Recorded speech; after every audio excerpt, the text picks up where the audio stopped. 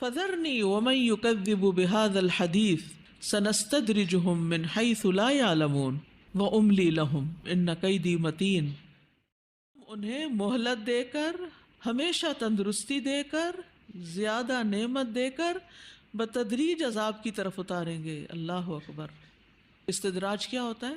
Slowly and gradually, درجہ بدرجہ کسی شخص کو ہلاکت کی طرف لے جانا، اس طرح کہ ان کو پتہ بھی نہ چلے، پھر وہ دن آ جائے کہ جب ان کی سخت پکڑ ہو۔ دنیا میں جب ہم لوگوں کو دیکھتے ہیں کہ گناہوں کے باوجود ان کو دنیا خوب ملی ہوئی ہے، تو ہم عام طور پر ان پہ رشک کرنے لگتے ہیں کہ کتنے خوش قسمت ہیں یہ لوگ۔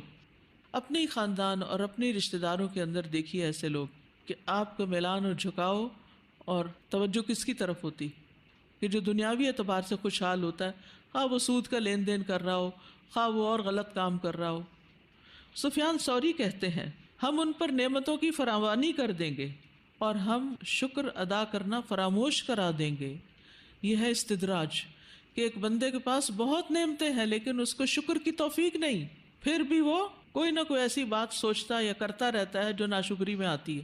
ابو روک کہتے ہیں کہ جب کبھی انہوں نے کوئی نئی غلطی کی تو ہم نے بھی ان کو نئی نعمت عطا کر دی، ہر گناہ پر مزید نعمتوں میں اضافہ ہو گیا اور ہم نے ان کو استغفار بھلوا دیا۔ استغفار ہم کب کرتے ہیں؟ جب ہمیں کوئی تکلیف پہنچتی ہے، کوئی محرومی ہوتی ہے، کوئی دکھ درد آتا ہے، پھر ہم اللہ سے معافی مانگتے ہیں اپنے گناہوں کی۔ لیکن استغفار کب نہیں کرتے؟ نعمتیں ملنے پر کون کون استغفار کرتا ہے؟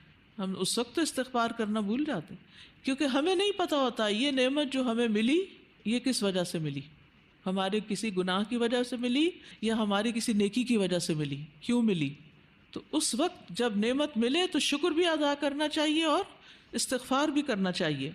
اور حدیث میں ہے کہ ایک شخص بنی اسرائیل میں سے کہنے لگا، اے میرے رب، میں تیری کتنی نافرمانیاں کرتا ہوں اور تو مجھے سزا نہیں دیتا۔ تو اللہ تعالیٰ نے ان کے زمانے کے نبی کی طرف وحی کی کہ اس شخص سے کہو کہ کتنی ہی سزائیں ہیں جو تجھ پر ہیں جن کا تو شعور ہی نہیں رکھتا، یعنی تم پہ سزا آلریڈی آ چکی ہے جس کا تمہیں احساس ہی نہیں۔ تمہاری آنکھوں کا جامد ہونا، یعنی آنکھوں سے آنسو نہیں بہتے، اور تیرے دل کی سختی، یہ بھی میری طرف سے استدراج ہے، یعنی ڈھیل دے کے پکڑنا ہے، اور سزا ہے، عذاب ہے۔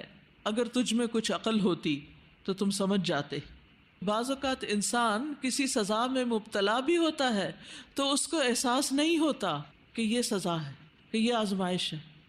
یہ پیغمبروں کو پتہ چل جاتا ہے کہ نعمت ملنے پر بھی وہ کہتے ہیں کہ یہ تو میری آزمائش ہو رہی ہے، لِيَبْلُوَنِي أَأَشْكُرُ أَمْ أَكْفُرُ۔ اور ہمیں بعض اوقات نیکیوں سے محرومی پر بھی افسوس نہیں ہوتا کہ یہ ہماری کسی غلطی کی سزا تھی کہ ہم سے یہ اپرچونٹی چلی گئی۔ مثلا قرآن جیسی نعمت سے محروم ہونا، قرآن سے تعلق کم ہونا، پڑھنے کی سمجھنے کی توفیق نہ ہونا، اس کے لیے وقت نہ ملنا، اس کے لیے مواقع نہ ملنا، ایک اچھے نیکی کے ماحول سے نکل کر کسی بالکل دنیا دارانہ ماحول میں چلے جانا، تو اس میں انسان کے دل میں کیا آتا ہے؟ کیا خوشی آتی کہ اوہ کتنی دنیا مل گئی مجھے، یا اس بات پر افسوس بھی آتا ہے کہ میں اپنی آخرت کے اعتبار سے نیکی کے بڑے بڑے مواقع سے محروم بھی ہو گیا ہوں۔ تو یہ عقل اور حکمت کی کمی ہوتی ہے کہ انسان کو سزا اور انعام میں فرق پتہ نہیں چلتا۔